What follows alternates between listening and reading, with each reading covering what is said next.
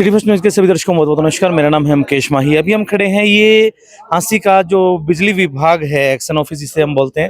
अगर आप यहाँ देखेंगे तो उपमंडल अधिकारी अर्ध शहरी और जो ग्रामीण जो है दक्षिण हरियाणा बिजली वितरण निगम हांसी, इसमें हम जो है आज पहुंचे हैं। और हमारा आज का जो पहुंचने का मुख्य एक रीजन क्या है कि यहाँ पीछे देखेंगे तो जो कर्मचारी जो है वो यहाँ लगातार जो है वो नारेबाजी जो है वो यहाँ कर रहे हैं। ये वो कर्मचारी हैं जिसे हम कहें कि अब गर्मी का जो समय है और गर्मी के समय में दिन रात जो है बिजली विभाग के कर्मचारियों की आवश्यकता पड़ती है। ऐसे पीक टाइम में जब कर्मचारी धरने पर बैठे हैं, नारेबाजी जब कर रहे हैं, तो मामला कहीं ना कहीं पूरा एक बड़ा हुआ। कितना बड़ा है वो हम जानने की हम कोशिश करेंगे। यहाँ से शुरू करते हैं। भाई जी, क्या नाम आपका? मेरा प्रदीप है जी। प्रदीप जी, जैसे मैं कह रहा था कि पीक टाइम है क्योंकि दिन गर्मी इतनी ज्यादा 45 डिग्री टेम्परेचर हो चुका है। आज आप नारेबाजी कर रहे हो, वजह क्या है? वजह साफ सीधी है जी। अचक्यारण के कर्मचारियों को इस एसडीओ के द्वारा बार बार परेशान किया जा रहा है। जानबूझकर व्यवस्था फैलाते हैं। काम जो फील्ड का काम है, पब्लिक का काम है, कर्मचारियों का काम है, उसकी तरफ कोई ध्यान नहीं है। एक स्पेशल संगठन के मुहिम के तहत सारे दफ्तर के जितने भी ऑर्डर वगैरह कर्मचारियों को करने होते हैं उसके तहत ही करते हैं। जो 20,000 22,000 रुपये देने वाला कर्मचारी है, जो मेडिकल अनफिट है, उसको बार बार किसी कंप्लेंट सेंटर पे टॉर्चर किया जा रहा है, उसके ऑर्डर किए जा रहे हैं। जो 70-80 हजार रुपए लेते हैं, जो फिट है मेडिकल में, उनको अंदर बिठा के सारी दफ्तर की अव्यवस्था फैला रखी है। कोई काम नहीं हो रहा, ना पब्लिक का हो रहा, ना कर्मचारियों के हो रहे हैं। तो हम तो यही कहना चाहेंगे आपके चैनल के माध्यम से, ये एसडीओ साहब जो आप कर रहे हो गलत कर रहे हो। कर्मचारी की समस्या को सुनना आपका अधिकार है, फर्ज भी है, उसको पूरा करना चाहिए।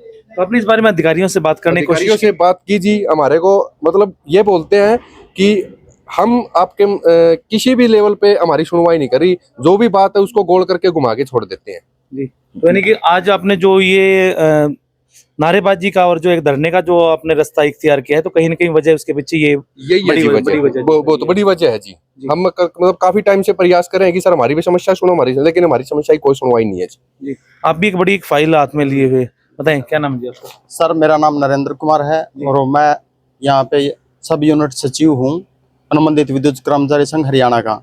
सर मैं आपको ये दिखाता हूँ कि मेडिकल अनफिट जो कर्मचारी है एसडीओ साहब के द्वारा, अभी आपके बीच में भी है कर्मचारी कोई मेडिकल अनफिट है? सर मैं आपको अभी दिखा देता हूँ। एक तो ये है जिसकी मैं आपको वीडियो भी आपके क्लिप के माध्यम से दिखाऊंगा कि किस तरह से उसके पूरे सिर के अंदर चोट लगी थी और डॉक्टर ने भी उसको 2 बार मैंने रीमेडिकल भी हमने करवाया हुआ है, जिसके अंदर उन्होंने अनफिट दिखाया हुआ है भी इसको लाइट ड्यूटी दी जाए। और इसके पूरे सिर के अंदर है जो कि एक एलएम की डेजिग्नेशन है इसकी, जो कि ये धूप के अंदर कार्य नहीं कर सकता और जोखिम का काम देखते हुए डॉक्टर ने खुद इसको ये बोल रखा भी इसको लाइट ड्यूटी दी जाए।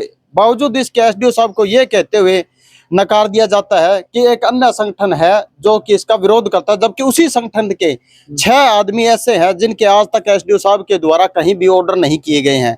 जिनके ऑर्डर किए गए हैं मैं आपको पूरी दिखा देता हूँ। 3 आदमियों के ऑर्डर है वो वहां पे किए गए 19 तारीख के अंदर। देखिए चन्नत गांव के अंदर आपको भी पता होगा कि हाईलाइट मुद्दा है, 2 आदमियों के ऑर्डर किए गए हैं। वो यहाँ पे 19 तारीख के को एसडीओ साहब के द्वारा उसके ऑर्डर किए जाते हैं और 21 तारीख को वही ऑर्डर है दोबारा कैंसिल कर दिया जाते हैं। यानी उन अपने चाहतों के ऑर्डर जब जी चाहता है जब कर दिए जाते हैं और जब जी चाहते हैं वो उसी दिन उनके ऑर्डर है वो कैंसिल कर दिए जाते हैं। और जो एक कच्चा कर्मचारी है उसको ये कहते हुए कहा जाता है कि तुम्हारे को कंप्लेंट सेंटर पे जाना पड़ेगा अगर तुम मेडिकल इनका कोई एक्सीडेंट वगैरह आप बता रहे हैं? यस सर, इनका मेडिकल हुआ था। इनके देखिए पूरे शरीर के अंदर पूरी चोटें आई हुई है और पूरे के अंदर टांके लगे हुए हैं। देखिए और मैं इनके आपको वीडियो भी दिखा देता हूँ सर जी। ये देखिए सर, इस वीडियो के माध्यम से भी आप देख सकते हैं कि जो एक्सीडेंट हुआ है और ये जो भाई जो इसमें जो बेहोश और ये जो घायल दिखाई दे रहा है ये यही भाई है जी। तो आप कह रहे थे कि भी आपने बात की भी इनको कम से कम इस शख्स को जो है ऑफिस की ड्यूटी दी जाए। सर हमने एसडीओ साहब से ये की कि संगठन है ना जो कौन से भी संगठन का आदमी जो आदमी मेडिकली अनफिट रूप से है आप उनको आप कम से कम ऑफिस के अंदर आप जो अपना ऑफिशियली काम है किसी भी जेई का है उसको आप ऑफिस में बैठा के काम कर दिया। एक संगठन विशेष को ना देखते हुए सबसे पहले आप एक कर्मचारी हित को देखते हुए उसको आप यहाँ पे मानवता के नाते भी कह सकते हैं, मानवता के नाते आप उसको यहाँ बिठा दीजिए चाहे वो कौन से भी संगठन का हो। एक भाई और भी है अन्य संगठन का जो हो रहा उसके भी यही दिक्कत है कि उसके काम करते हुए चन्नत गांव के अंदर ही उसके पूरा फ्रैक्चर आ गया था, ऑन ड्यूटी फ्रैक्चर हो गया था इनके भी। तो इनके लिए भी हम कह रहे हैं कि वो कौन से भी संगठन का हो आप उनको यहाँ पे रिलीफ देने का काम ये आपके संगठन के नहीं है, किसी और संगठन अन्य के? संगठन किया सर ये। लेकिन फिर भी आप उसकी भी पैरवी कर रहे हैं आप। हम यही कहते हैं चाहे वो कौन सा ही अन्य भाई कौन सा भी संगठन हो, जिस आदमी को सारे मतलब वो फील्ड के अंदर नौकरी नहीं कर सकता, आप उसको ईश्वर ने तो उसके साथ जो घटना करी दी है, लेकिन आप फिर भी इनके साथ कुछ इंसानियत के नाते आप इनको थोड़ा सा रिलीफ देने का काम करें। जी। जबकि ये अधिकारी क्या है, एसडीओ साहब है, जो पहले इसी जो पैरेलल यूनियन है उसके पदाधिकारी रहे हुए, ये एक एसडीओ ना होते हुए एक यूनियन के पदाधिकारी के रूप में देखते हुए काम कर रहे हैं। जो भी यानी कर कि रहे हैं वो वाला प्रेम जो है यहाँ तक वो यहाँ जागृत है। दिखाने का काम कर रहे हैं। जी, क्या नाम सर आपका? मेरा विजयपाल शर्मा नाम है जी, और मैं डिवीजन हास्य का प्रधान हूँ जी। तो सर इससे हम मौखिक रूप से काफी बार मिल चुके हैं। लगभग इसके 1 महीना हो गया जो पहले ये यहाँ दफ्तर में बिठा रखा था। जब तक ये जो एसडीओ है, जिस संगठन का ये पदाधिकारी रहा है, उस संगठन में जब तक ये कर्मचारी था, डीसी रेट का जो हमारा एच के का है, ये कर्मचारी जब तक वहां था तब तक तो ये इसकी गुणगान करता था, अच्छा काम करता है, कंप्यूटर पर सारे काम बढ़िया करता है, संदीप बगैर दफ्तर नहीं चलेगा। जब इसने भाई ये सर्विस एक्ट लागू किया गवर्नमेंट ने, तो इसने आस्था जताई भी, हम भारतीय मजदूर संघ के अंदर हमारी आस्था जताएंगे, हमारा कच्चों का एक संगठन है, उस संगठन में इसने आस्था जताई। उसके बाद जो इनके कर्मचारी हैं, पदाधिकारी, एक अन्य संगठन है, उनके थोड़े पेट में गुड़लिए शुरू हो गया जी। और ये एसडीओ के पास आके न, और इसको शाम को ले जाते हैं, भ्रष्ट सारे काम करवाते हैं, मदिरापान भी, भ्रष्टाचार भी, रिश्वत भी, बड़े आरोप हैं वैसे। सच्चाई ही है, इसकी फाइल खोलेंगे तब पता चलेगा। ये सारे काम करवाओ इस पर, इसका दबाव में आके न, और ये इसके ऑर्डर कर दिए। इनकी मानता है, 2 संगठन है यहाँ, महासंघ और एक अनुबंधित विद्युत कर्मचारी, इनकी ये बिल्कुल भी सुनाई नहीं करता। क्यों? इनसे कटता है। ये किसी दूसरा संगठन का पदाधिकारी होने के नाते ये दूसरों की मानता है, उनकी मानता है, उनके पदा। आज भी ये एसडीओ नहीं है, उस संगठन का एक पदाधिकारी के रूप में ये काम कर रहा है यहाँ। और पूरा इसने यहाँ भ्रष्टाचार फैला रखा है, पब्लिक परेशान है। चन्नत गांव में आपने देखा भी, प्रदर्शन हो रहा है, इसने 2 ऑर्डर किए, उस संगठन ने कर दिए, लेकिन उसने करने के बाद ये शाम को आके बैठ गए, भाई ये ऑर्डर कल आपने कैंसिल करने पड़ेंगे। इन्होंने 21 तारीख को वो ऑर्डर कैंसिल कर दिया, उनके दबाव में आके। चैनत को 2 कर्मचारी मिल गए थे, हालांकि जो 2 कर्मचारी हैं वहां 3-3 कर्मचारी ऑलरेडी बैठे हैं, छोटे छोटे कंप्लेंट सेंटर है वहां। इसने अपने चहेतों को रिलीफ देने के लिए 3-3 कर्मचारी रखे, राइट किए थे इसने ऑर्डर, मानते हैं ये भाई 3 कर्मचारी वहां है, इसलिए इसने ऑर्डर वहां कर दिए थे, लेकिन इसने रिलीफ देने के लिए इसने दोबारा ऑर्डर कैंसिल कर दिए। जैसे इन्होंने बताया कि मान लो कर्मचारियों के साथ में इस तरह का भेदभाव, चाहे संगठन से कोई भी हो, आप कैसा मानते हैं? जी नमस्कार, मेरा नाम विकास बेनीवाल है और अनुबंधित विद्युत कर्मचारी संघ में सर्कल सेक्रेटरी हूँ। सर, हमारा जो संगठन है भारतीय मजदूर संघ, हमारा उद्देश्य हमेशा समाज हित और कर्मचारी हित में काम करने का रहा है, और नारेबाजी करना, अनावश्यक लोगों को परेशान करना हमारे संगठन रीति नीति कभी नहीं रही है। लेकिन जब जब एक अधिकारी अपने चहेतों को या अपने एक संगठन विशेष को महत्व देकर कर्मचारियों शोषण करे, तो उसके उपरांत संगठन विरोध करने पे मजबूर हुआ है।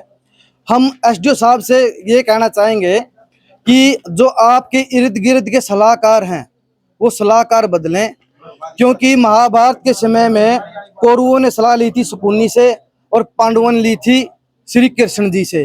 रिजल्ट सारे के सामने है, किसकी सलाह तक के काम होया है। अगर उपमंडल अधिकारी ने गलत सलाहकार चूज करके नहीं दफ्तर का तो बट्ठा गोल करना है, यो इनकी मर्जी है। पीक सीजन है, कर्मचारी परेशान है, जड़े जरूरत है और कर्मचारी देने की बजाय 6-7 कर्मचारी तो ऐसे हैं जिसके ऑफिस ऑर्डर कड़िए नहीं बोलते, उनकी अपना दफ्तरा में आरामदायक सीट पे वे ला रखे हैं।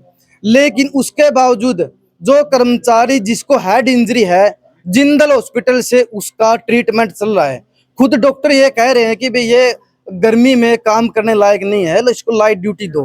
और शुरू से ही ये लाइट ड्यूटी में अपने दफ्तर में काम कर रहा था। जब इसने संगठन की मेंबरशिप ली उसी टाइम ऑर्डर इसको सेंटर पे करवा दिए। उसी प्रकार एक हमारा राजकुमार साथी है, ये भी पहले उन्हीं के साथ था। जब इसने संगठन में आस्था जताई, इसके ऑफिस ऑर्डर भी 2 महीने पहले अलग कंप्लेंट सेंटर पर करवा दिए। जब हमने विरोध किया तो इसको दोबारा कैंसिल करके वहीं लगाया।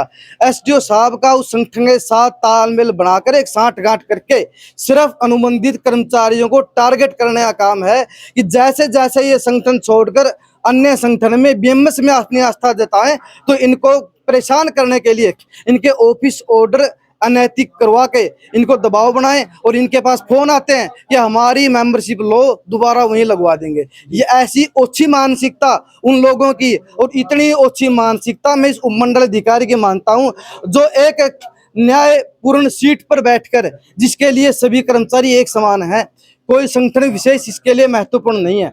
मैं ये उपमंडल अधिकारी जी को कहना चाहूंगा कि आप सभी को एक समान रूप से मानकर, सभी कर्मचारियों को बराबर मानकर जो जायज बनता है वो जायज काम करें। हम आपके साथ में हैं, हमारा संगठन आपके साथ में है। अगला कदम क्या आप इख्तियार कर रहे हैं? आप अगला कदम क्या लेंगे कि आज तो आपने ये सांकेतिक ये धरना शुरू किया है? यदि उपमंडल अधिकारी जी ना चाहते और अपना रियल रवैया ऐसे अपनाए रहे तो ये धरना सोमवार से तीव्र धरने को कर दिया जाएगा और धरने की संख्या भी बढ़ा दी जाएगी। और यदि यहाँ समस्या का हल उचित समय में होता है तो ठीक है, नहीं तो एक्शन ऑफिस यहाँ से थोड़ी कदम दूर पे है, हम एक्शन ऑफिस के सामने बैठेंगे और पूरे डिवीजन की जो समस्याएं हैं तो उसकी वार्ता करेंगे। हमारे तो दिन प्रतिदिन कर्मचारियों एक्सीडेंट हो रहे हैं, हमारे कम से कम 6 कर्मचारी नॉन फैटल एक्सीडेंट का शिकार हो चुके हैं। और बड़े ही अचरज की बात है, अधिकारियों द्वारा उनको कोई मेडिकल लाभ दिलवाने की बजाय, कोई उसको आर्थिक सहायता दिलवाने की बजाय उनको परेशान कर रहे हैं। मानवता के नाते भी अधिकारी आंख पे पट्टी बांधे बैठे हुए हैं। एक्शन साहब के मामले में भी सारा मामला संज्ञान में है और एसडीओ इसके सबर 1 के भी संज्ञान में पूरा मामला है, लेकिन ये इस चीजों को दरकिनार करके सिर्फ कर्मचारियों को टारगेट करना, इस गर्मी के सीजन में, पीक सीजन में परेशान करना, हम लोगों को भी परेशान करना कहीं ना कहीं। जी, तो यानी कि अब ये भी सोमवार से आप इसको अगर ये मांगे नहीं मानी गई तो आप इसको और आगे जो है बढ़ाएंगे? हम इसको धरने को और आगे बढ़ाएंगे और संख्या भी बढ़ाएंगे। हमारी एक्शन साहब से भी वार्ता हुई है और एससी महोदय के ये मामला पूरा संज्ञान में डाला हुआ है। यदि समय रहते उच्च अधिकारी न चाहते और ये एक्शन साहब ने संज्ञान मामले पर न लिया तो ये आंदोलन बड़े स्तर पे होगा और जो अव्यवस्था यहाँ उपमंडल में फैलेगी, पूरी अव्यवस्था की जिम्मेवारी उपमंडल अधिकारी और अमने एक्शन महोदय की होगी। जी चलिए, बहुत बहुत धन्यवाद। ये इनकी जो है कर्मचारियों की जो है ये बातें थी। उस अधिकारी से भी हम बात करने की हम कोशिश करेंगे जिनके ऊपर जो इतने बड़े बड़े और गंभीर आरोप जो है ये इनके द्वारा लगाए। वीडियो के अंत तक आप बने रहें, डिटेल्स जानने की कोशिश करें। Thank you.